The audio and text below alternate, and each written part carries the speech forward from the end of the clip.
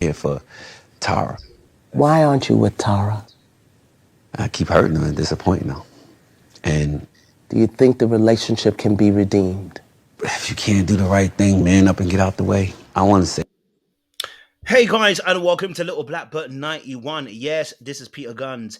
We all remember him from Love and Hip Hop early days when he had Tara in a love triangle. What was it, Amina or Amira? And it was something of the greatest TV we had watched back in those days. But as we grow up and we realize that these are actual tropes of very toxic and very much manipulative relationships, where Peter Gunn may seem like the man when you're younger, but I mean, I never had him as a man, but just saying for other men. And as you get older, you realize the detriment of mental health that happens to these young ladies, that he puts them through these particular ringers. But this conversation is really interesting because Peter Gunz is talking about the fact that he has so much love for Tara, but can't seem to do the right thing. So today we're talking about the fact that men like Peter Gunn who love these women, but can't do the right thing. I want to submit this aspect.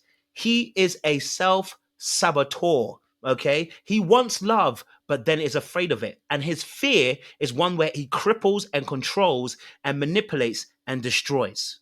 And so it becomes very much a destructive nature, which I believe is often an attachment style, but there's a maliciousness to it, which is fearful avoidant. But we'll talk about that in another video on my LBB 91 coaching channel. I'm going to focus more on the fact that this man has continuously destroyed relationships. One of them being Tara, where it wasn't just infidelity, it wasn't just the cheating, it wasn't just him, being an overall player, but it was a self-saboteur, the unresolved trauma, the emotional immaturity that kept him from having a healthy relationship with Tara. So let's break this cycle down. Before we do, make sure you do me a massive favor. You are liking, you are sharing, you are subscribing, you are clicking on that wonderful bell button for notifications of the uploads, because you know what? We're going to definitely break some things down for you. But let's let the little intro play. Little Black Button. You know what time it is. Time it is.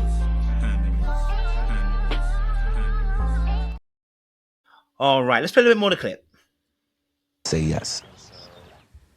Can somebody move Tara and Winthrop, please?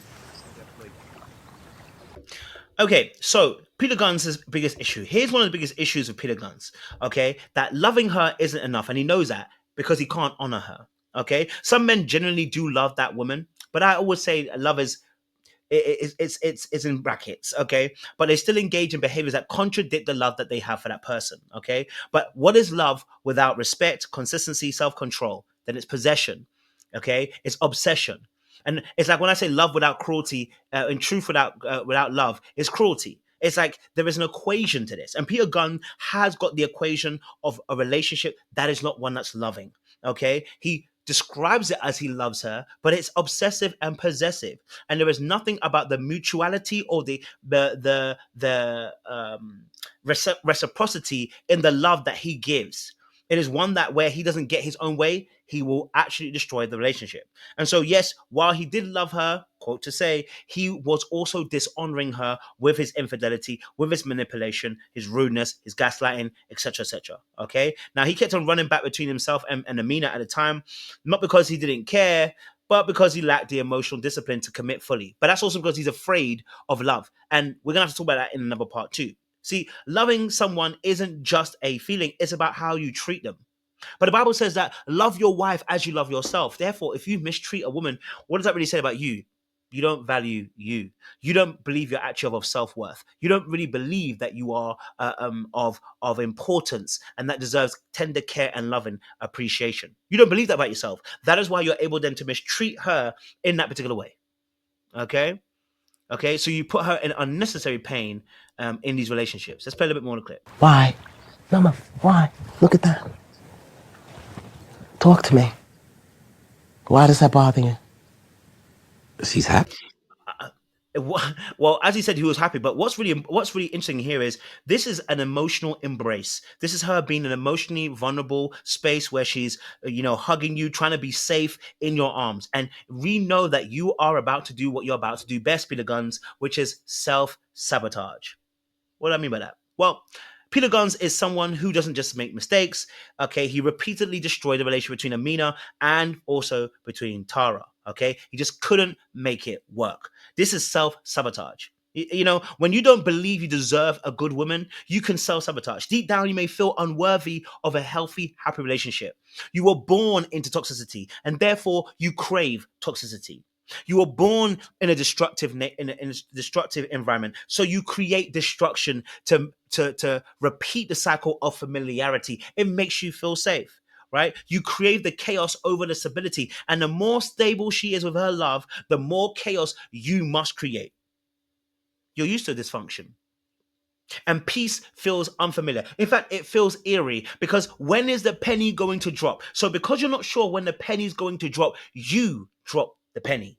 What does that mean? It means that when you're waiting for the moment that she goes to mess up and cheats, betrays you, abandons you, rejects you, because you have to understand as well, when you're talking about fearful avoidance behavior or disorganized attachment, you must talk about these core wounds: betrayal, abandonment, rejection. And any of these three things are core wounds. What tends to happen is someone's hypervigilance over these three wounds. And what can happen after that is you're waiting for them to initiate one of those three things.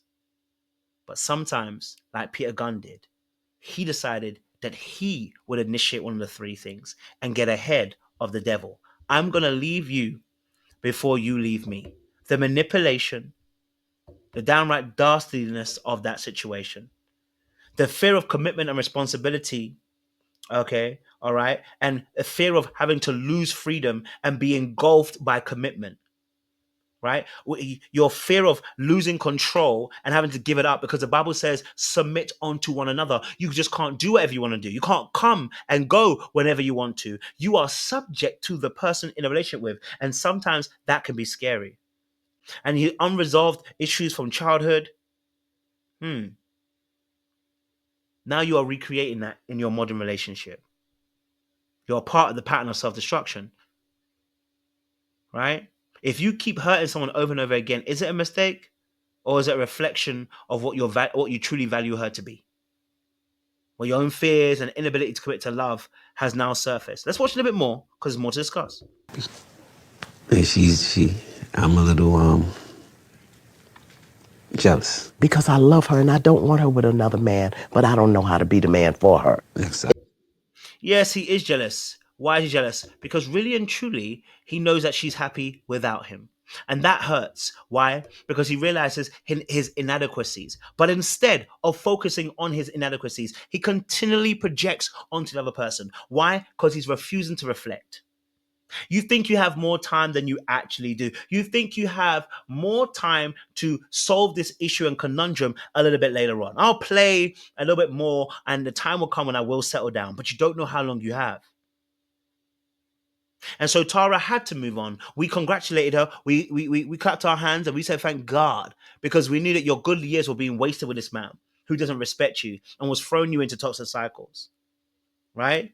You've realized that this woman is a valuable woman. She's great. She's amazing. She's beautiful. She's wonderful. All these things. You could have had that, but you were afraid. And instead of you to be courageous in those moments, because courage is in the face of fear. Courage doesn't exist when there is no fear. It exists when we have to bypass this line called fear. So no matter how much you love her, you chose destruction and self-sabotage over the peace. Now, can such a man change? We'll have to ask that question in a second or two. Is that the truth? Yes, that's Well, the could you truth. own that, please? Because I love her.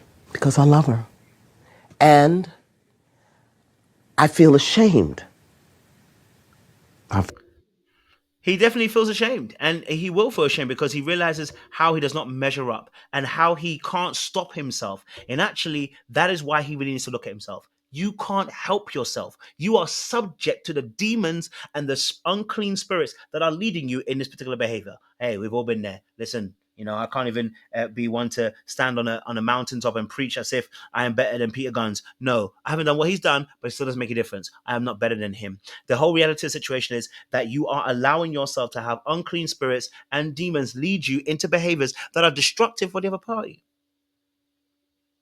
So can a man change? Absolutely. Yes, once he starts taking accountability, he's self-reflective, he's doing the work to heal from his past traumas rather than just sabotaging and destroy another person. Learning self-discipline and emotional maturity, being able to identify how he actually feels, and then being regulated in those emotions rather than projecting onto someone else and saying, you handle it, it's your responsibility. He's palmed off his emotional responsibility onto women for too long. He needs to settle down, and he needs to be able to look at himself and go, what am I bringing to the table? What are you bringing to the table? Feel ashamed. That I can't be the man she wants and needs. That I can't be the man she wants and needs. Yeah. That's it. I appreciate you guys. Still